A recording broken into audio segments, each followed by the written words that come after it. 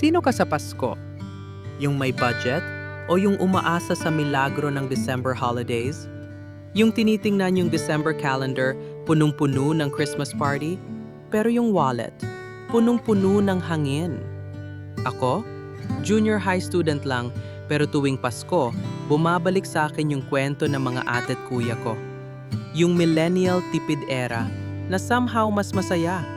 Noon, tipid pero creative. Recycled gift wrappers.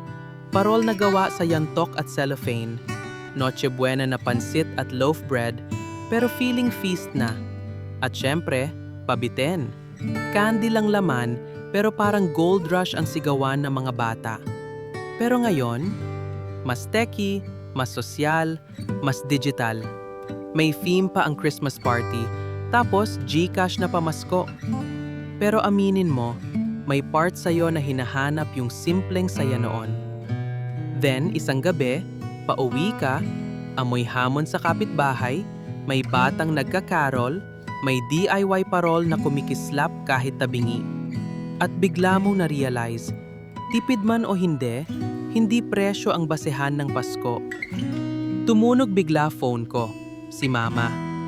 Anak, may pabitin sa barangay, libre lang. Tara? And suddenly, tipid? Check. Memories? Check. Christmas magic? Double check.